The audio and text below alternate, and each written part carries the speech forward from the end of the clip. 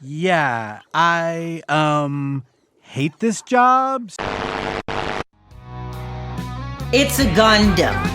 He's just a piece of crap. Grand Theft Auto, a game series that every generation will have its iteration that blows their mind. It's like a rite of passage. You know, we all have that one GTA we waited for that was delayed at least 3 times. San Andreas and GTA 4 were those GTAs for me. In fact, they floored me. Master Shake summed it up best when those commercials hit. One who survived.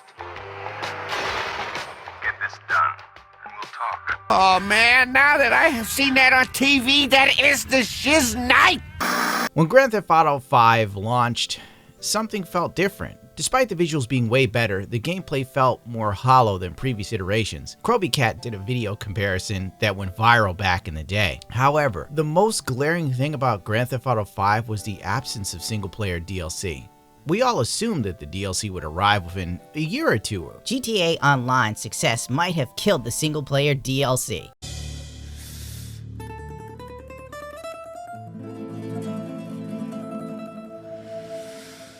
I'll never forgive this.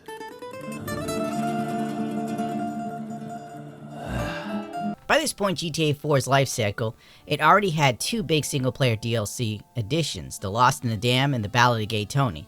Meanwhile, Rockstar hasn't said anything about substantial add-ons to GTA 5 that will continue the exploits of Michael, Franklin, and Trevor since December of 2013. We currently have all the key members of the team that launched Grand Theft Auto 5 focused on supporting GTA Online in every capacity. The community we've been able to foster is massive, growing each day, and we have so many ideas that have yet to make it into the game. The evolution of GTA Online on these newer platforms is also an exciting prospect, as the power of those systems is going to allow us to achieve even more ways to sell you garbage. What this actually means in normal people speak is, we have a few human beings with little to no impulse control willing to spend hundreds, if not thousands of dollars on digital litter. This is far more lucrative than single player DLC has ever been. Gaming is getting like content creation. It's all mindless slop.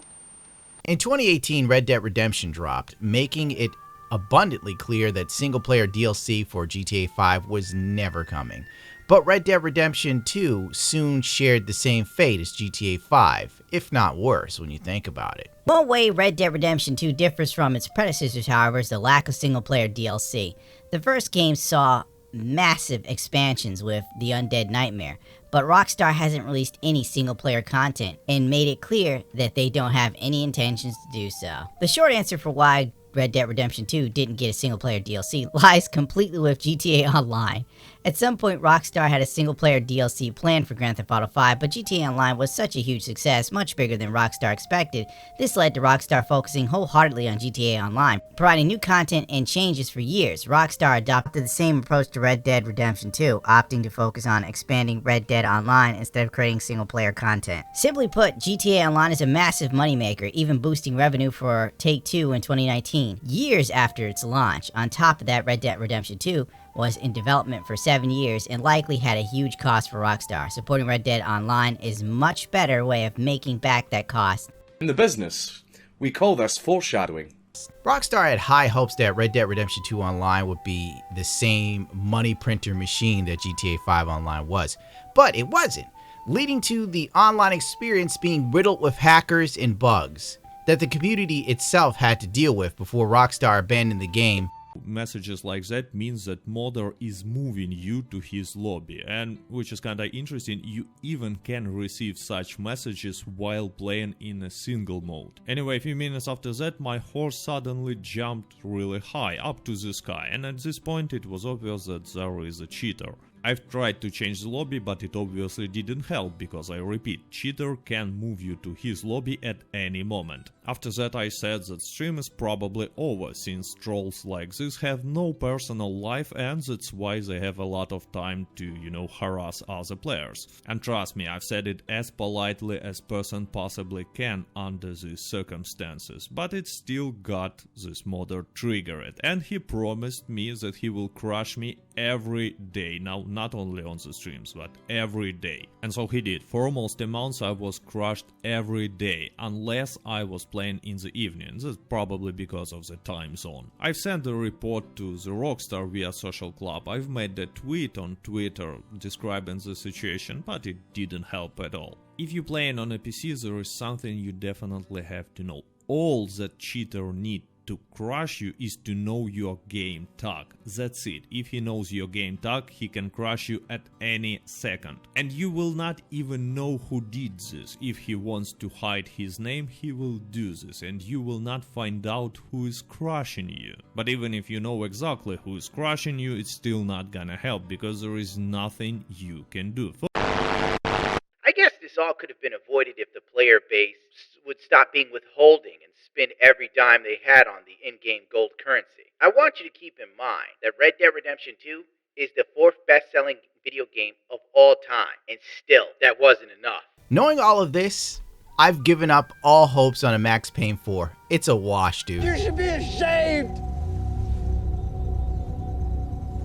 Who's up for it then? A funeral to celebrate 1 year of Red Dead Redemption Online being abandoned. Dress up in your best funeral attire, get your friends to join, tag us in pics, and use the hashtag below. Save the date, Wednesday, July 13th. Are you in? Red Dead Redemption Online players hold an in-game funeral due to the lack of updates. Just a day after the Red Dead Redemption Online players agreed to hold a mock funeral in protest of the lack of updates, Rockstar killed the game officially. That's one way to up your critics, I guess. While there is a chaotic side of me that hopes the timing was deliberate, what's one more to the player base, huh? Ultimately, it's for the best. Players and Rockstar can both move on with their lives. Newsflash, Rockstar moved on with their lives a long time ago. The minute this didn't pull in like $500 million in a year, they were like, okay, this is done. Very on brand for modern Take-Two and Rockstar. The company willing to sue modders over making better updates of classic GTA games. This is fine. Rockstar vs. GTA modders lawsuit gets a major update. The long and the short of it is, I'm not even going to read all of this. After, ringing them through the coals and kind of trying to plant it as the modders knew that Rockstar was releasing remasters of their games and this was undermining it in some way, they've agreed to settle out of court for an undisclosed amount of money that I'm sure the modders don't have. Point being, Red Dead Redemption 2 didn't make hands over fist money online for Rockstar, so they just abandoned the player base and focused on GTA Online again. This is corporate greed on a RoboCop scale. I'd buy that for $1. Christmas Day of 2023, the GTA 5 leaks were a bitter pill to swallow for single-player fans. Rumors stated that Rockstar canceled 8 single-player DLCs in a handful of other games, including the long-awaited Bully 2, which, now looking it up, it's been 20 years since Bully came out. You're not getting another one. Just like I'm not getting Max Payne, they're both on ice. So this was it. My easy retirement money. My blood-stained 401k. GTA 5 source code leak confirmed the cancellation of single-player DLCs and revealed many more. It seems that there were plans for 8 single-player DLCs. Breaking: the full source code for GTA 5 has been publicly leaked. The source code was previously traded between individuals before now. And Trevor, and we also had that really cool shit of, there was, and I forget if it was DLC, I have no idea, but where Trevor was going to be like a undercover. He works for the feds, and we did shoot some of that stuff with like James Bond Trevor. He's still kind of but he's doing his best to pretend to be like, and we shot some stuff, and then it just disappeared and never did it, and they never followed up on it. But I thought that would be cool. Like he gets hired. They went to GTA Online, I believe, for that stuff. Yeah. And some more DLC. Oh, well, you get nothing. You get some more GTA Online. Essential Sports gave more context to the situation, which, I take as a grain of salt personally. Leslie parted ways with Rockstar Games mid-2014. His departure resulted in more staff leaving the studio. Interesting, many of the members who left were working on GTA 5 story DLC.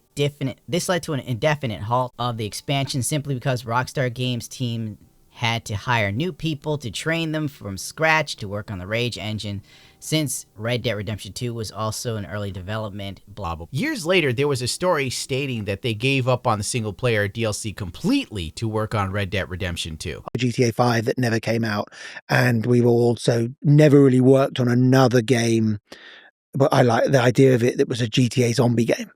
That would have been funny. I think that could have been quite fun. What was the GTA 5 DLC? It was one when you played as Trevor, but he was a secret agent. Oh. It was cute. It never quite came together, and it was never finished. It was about half done when it got abandoned. But I think if that had come out, probably wouldn't have got to make Red Dead 2. So there's always compromises. But it was, I like making the stories. For me, I love the model of GTA 4 when you had the extra stories coming afterwards, or Red Dead 1 when you had the zombie pack coming afterwards. I like just doing these extra things. So I personally like to have done more of that in that company. And with stuff we're doing in the future, we're going to try and come up with worlds where we can add more stories. That never came out, and it was kick-ass. That was my thing. I was one of the main editors, camera artists, and on-stage stuff. We split our teams into two. I stayed on GTA Online, and then this DLC, which Stephen Org, actor who played Trevor Phillips, was a very important part of. And then some of the team overlapped and went to Red Dead Redemption 2 early on, and then we just kind of did this. Because when that game got shelved, we spent so much money. A lot of stuff did end up making it, I believe, into later iterations of Grand Theft Auto Online, I think. So not likely they wasted it. Fans knew this for years, that most of the online missions for GTA Online consisted of assets and storylines taken from all the defunct single-player DLC. This isn't exactly news. The Doomsday Heist was made from the corpse of the DLC 1 in the PS3 and 360 versions, where the references to the Trevor DLC near those radar dishes that you raid. They got removed when Rockstar canceled single-player updates. Oh, lovely. They're like teasing, like, here's something, here it comes, just kidding. Oh, 5 more shark cards. Strauss Zelnick needs more blood from young men to keep him juicy. During this period, the GTA Online team was doing very well, while making impressive progress. Seeing this, Rockstar decided to offer them more resources to expand the online title. The decision ultimately paid off as well, as more players got attracted. GTA Online has its moments when you have your friends, but honestly, it's extremely mid otherwise. And still, for some reason, it made an ass ton of money from people willing to spend big to live that luxury life, even if it's in a video game, which says a lot about the current state of our society. Then the Grand Theft Auto Online RP scene exploded 2 years later in 2015, which I'm sure really added to the GTA Online hype and selling shark cards, but that's a whole other can of stupid worms that have autism. The gaming industry has been pushing for live services for years. The CEO of EA did an interview with Vice that I've used thousands of times before, where he's fantasizing about collecting data from your shoes and your refrigerator to see what you eat and then link it to your in-game purchases in The Sims or FIFA. These people want to monetize every second of your existence and harvest your data like the Borg from Star Trek. GTA Online brought in billions of dollars, and Rockstar locked in so hard it was ridiculous. Single-player DLC in GTA or Red Dead Redemption is now officially a thing of the past. They don't give a rat's ass about that when they could sell you a piece of a mission from a DLC and you would eat it up, run in game, and buy the new aesthetic clothing. People have more clothes in GTA Online than they do in reality. It's frightening. Let me just take a moment to talk to you about Strauss Zelnick, a vampire. One of his most famous quotes was talking about the price per minute value that they offer with their games.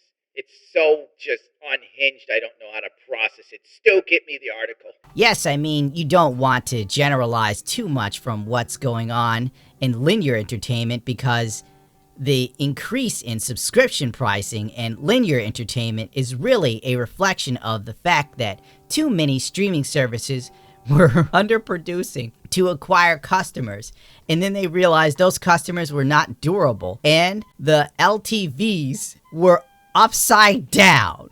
So they were basically adjusting their pricing to make sure that the LTVs are potentially positive, and I think there's still more pain to come for services, and I can wax eloquent if you want, although it has nothing to do with our business.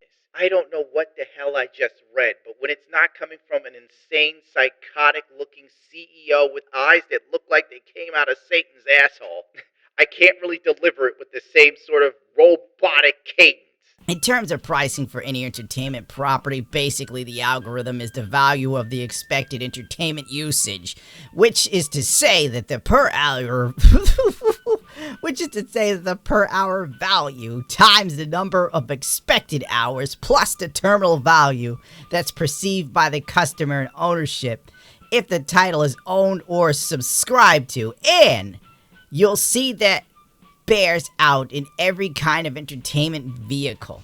This is the E equals MC squared for soulless dickheads wearing Edward Green shoes on a daily basis without socks. This is a formula devised by sycophants, all huffing each other's farts, trying to figure out how to put out a game for the autistic masses to absolutely, and I quote, lock into. People who play GTA aren't humans. They are numbers on spreadsheets to these CEOs. I'm sure GTA 6 is taking this long to make sure that it is a massive hit with the most psychologically addicting mechanics they can come up with for the online mode. They want this to hit your kids like a nice pipe of Melbourne. They believe the game will make billions in months and not years.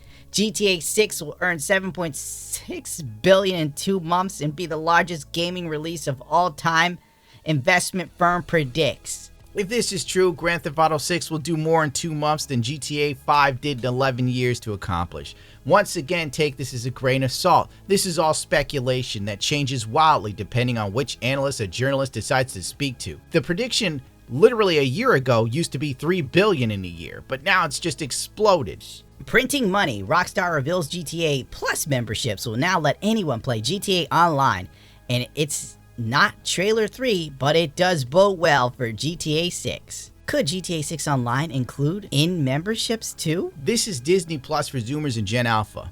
I got nothing else for it. I don't even understand the logistics of this. Wouldn't people just buy the game? But then maybe people are so addicted to GTA Online that they actually don't care about the single-player mode, which would really blow my mind. Analyst says it expects a $100 price point for GTA 6 estimates. Rockstar development cost is over $1.5 billion and predicts it will earn $10 billion in its lifetime and another $500 million annually from GTA Online.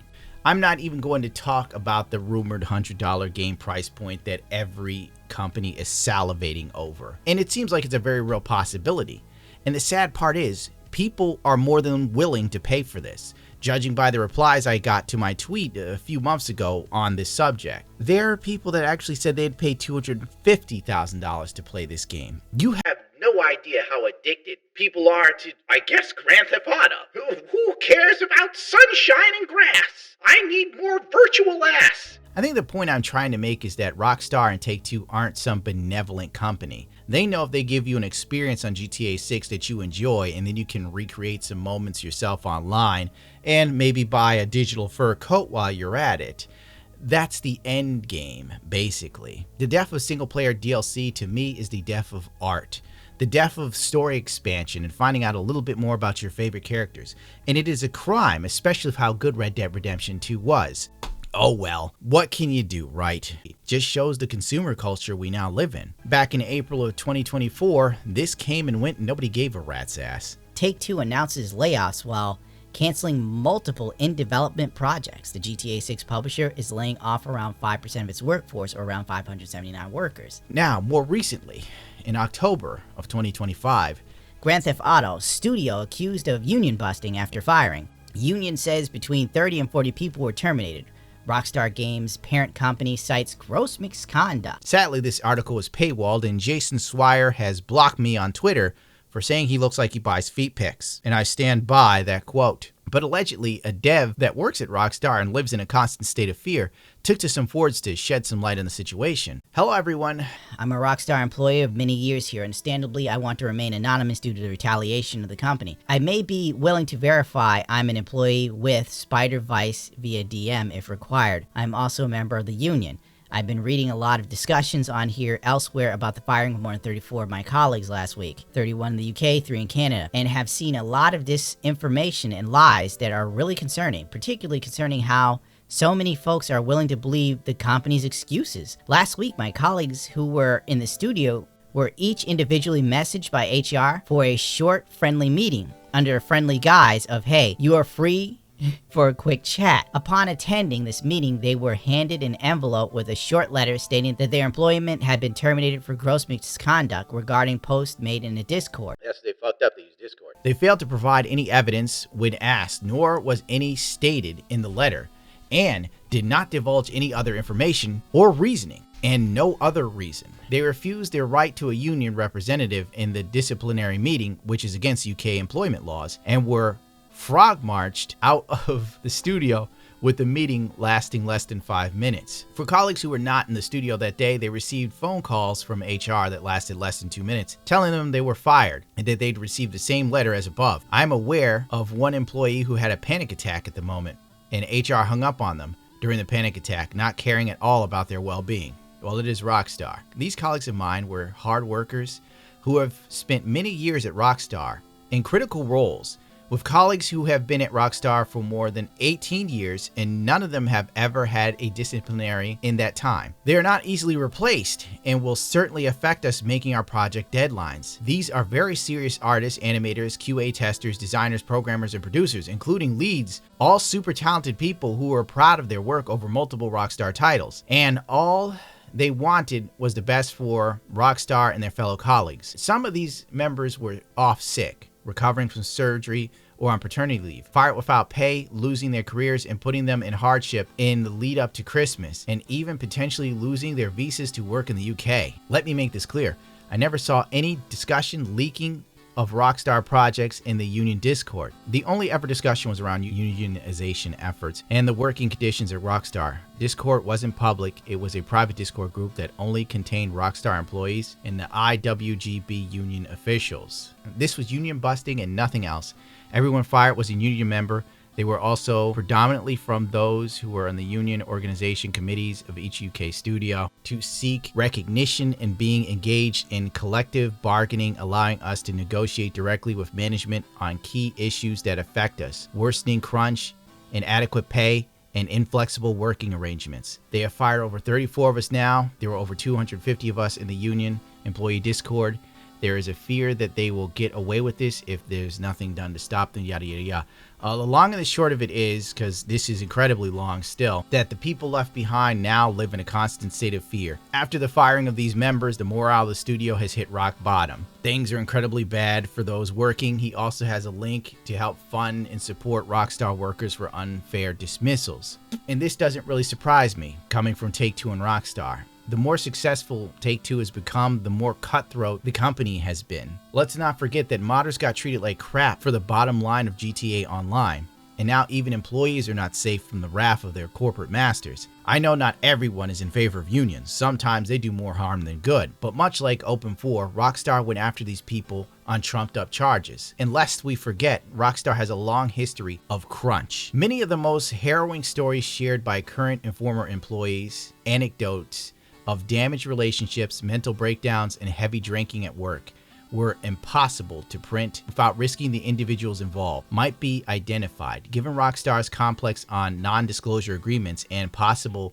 repercussions for violating them, we erred on the side of caution, being as cautious as possible in this piece, which meant leaving out some of the roughest details we heard. Basically, Rockstar does sit there and go, oh, you could talk to journalists, but if you tell journalists like, oh my God, they had me working 18 hours this one day, Rockstar would fire you and say, oh, you gave too much information about GTA 6. Maybe the delay has a lot to do with the firing of employees over this union, and the soon-to-be firing of other employees part of the union. Odds are we won't know the full story till 10 years from now minimum, when we won't give a damn and GTA 7 will be teased, and that'll keep the fans complacent. My overall original goal was to write about how Grand Theft Auto's online mode killed the single-player DLC, but I think that's something we all know. And then I just sort of fell down the rabbit hole of Rockstar's treatment of employees, which doesn't seem to be favorable or great. I'm not going to be a moral busybody and tell you how to think, feel, or buy. It's ultimately up to you. It's just, I think it's best that everyone who's waiting for Rockstar's GTA 6 to remember this.